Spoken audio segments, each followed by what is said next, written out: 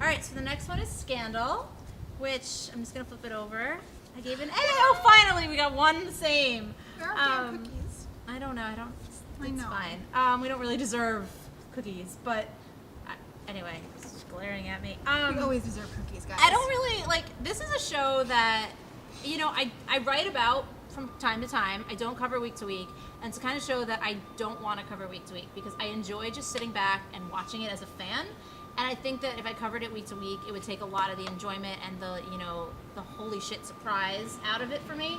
As spoiler phobic as there are things that I can assume based on watching versus kind of infer based on what someone's told me. And I like the fact that, I can go into any episode with my idea of what's going to happen, and they do some of it, and then they totally flip it on its head by the end of it. And, that to me is kind of what keeps me tuning back week to week, because there are still characters that I know next to nothing about. Harrison. Right, Harrison. And I'm not even nitpicking and going, I wish I knew more, because they're giving me so much else, and I know they'll give that to me eventually, that I'm okay just letting the story unfold as it wants to, and as Shonda wants it to, and enjoying it. And I will say that, all of the action-driven, plot-driven stuff, those shock value moments are great, obviously, but to me it's the character stuff, the things that they're able to do with Mellie in that triangle that I never expected them to do. The way they've taken the Cyrus-James relationship that I didn't expect them to.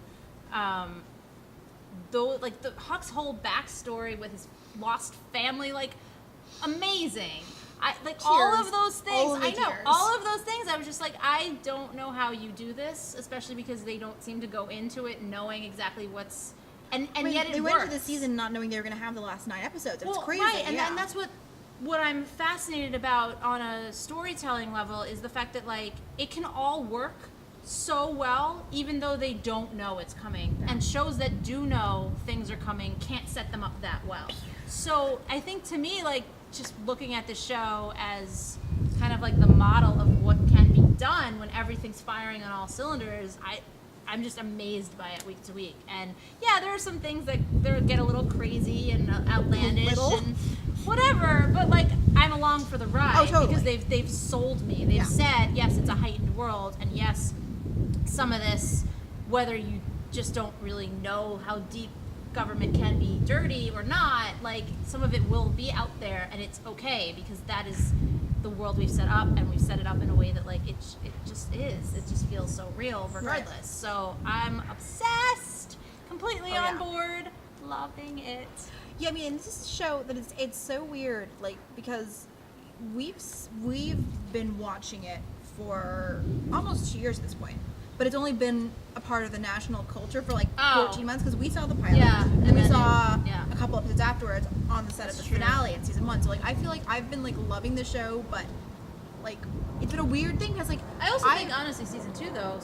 I think everyone loved it more once they saw the first 7 were good and interesting, but they were close ended and they really exploded everything. Yeah. All the characters, and that's what I'm saying. That's why I graded the season so high was because I didn't part of it was from where they left off with people. I didn't think they would go places they went.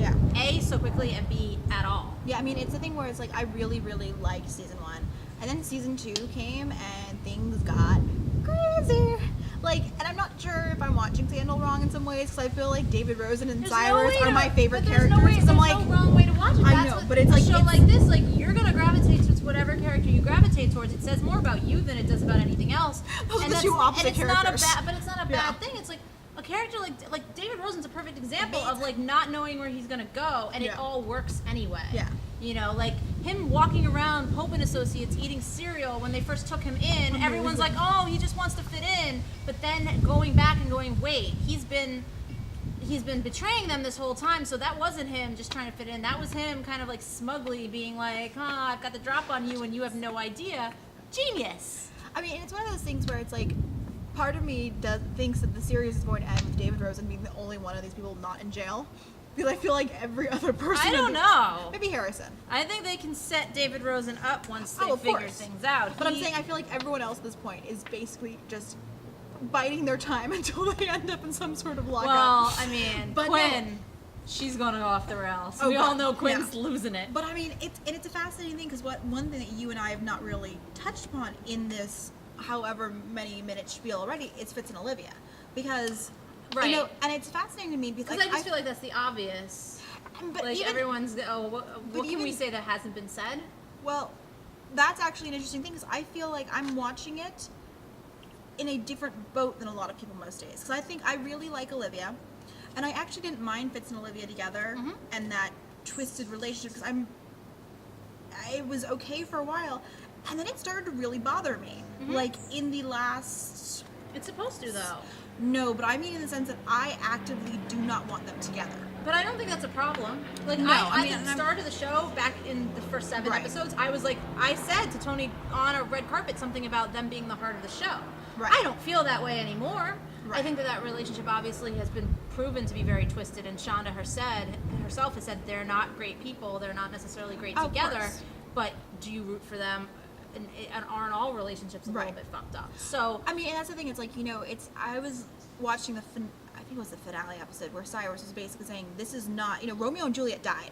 This is not." And I'm like, but it's why you're the it's best. a perfect But example. no, Like, and you my can thing still is- root for the tragic, doomed relationship no, but that is. I mean, it's like, but right now I feel like he just, you know, Olivia told him to basically he had to earn Yep. her.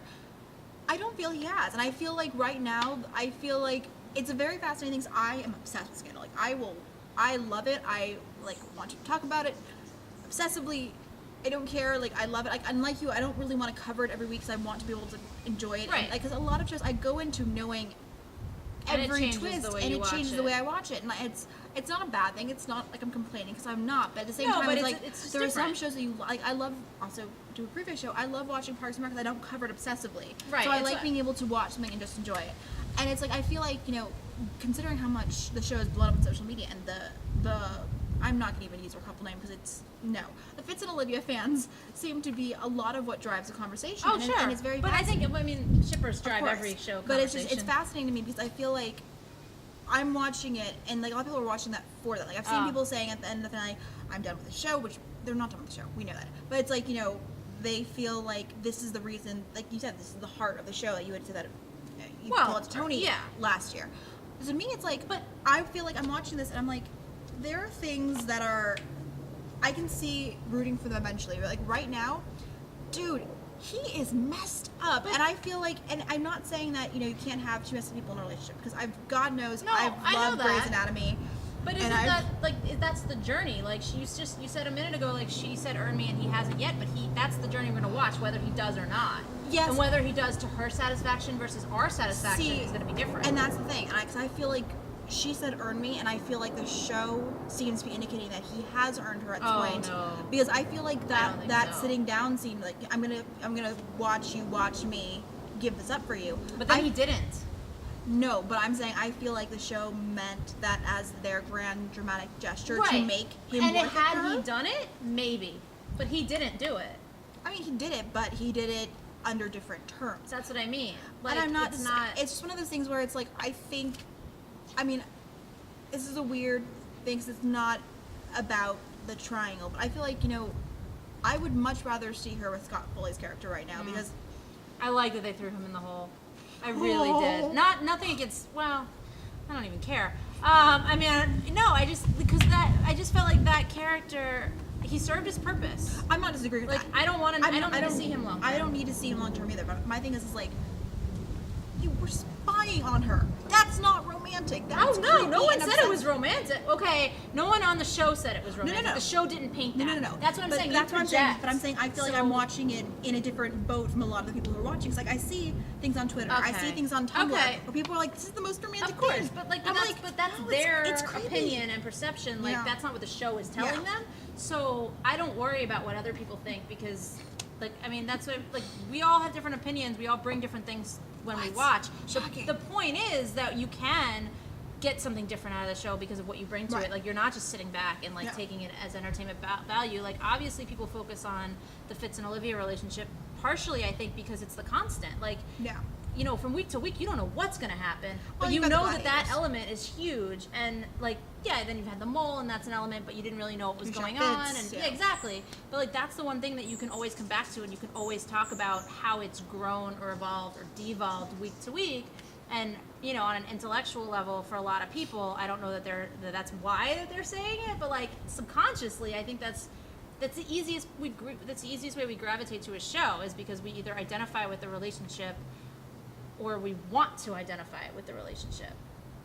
I'm not saying I'm not passing judgment either way. I'm just saying like a lot of people will look at a relationship like that and go like, okay, it's not perfect, but there are a lot of it's passionate, or there are a lot of elements there like look at how far they'll go for each other. Like, not to compare this to a show we're not planning on talking about today, but you know, Supernatural fans. When you look at the brothers, and I'm not talking about like slash fiction, but when you look at having and they said this on the show, when you have a brother who's willing to die for you, like how many people would kill for that? You know what I mean? Like how many people want a relationship that is that important, that I care so much about another person, etc. So I don't know how we got on that topic. We so totally. But that being said, Scandal is awesome. It's so awesome, and I want to Gladiators talk are about it. amazing. Like, I don't know how. I don't plan to review it. We should just talk about it more on the podcast. But it's hard because we don't do these every week, and so like, but there is enough to. We could just do a week. We should just do like a monthly Scandal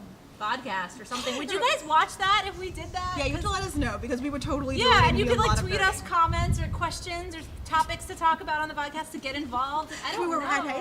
White hats. I don't have a white hat. We can find white hats. I guess. They are selling David Bautista fedoras for Dexter, and I think one of them is white. I think one of them is white. That's why I said that. Anyway, makes sense. Is so weird. So anyway, yeah, just let us know, because I would totally want to talk about Scandal, and I'm like, I feel weird doing it on Twitter because there's only so much you can say, and I don't want to spoil people. Yeah. So if people want to, I might want have to fun. talk more about Scandal. It's so good, so good.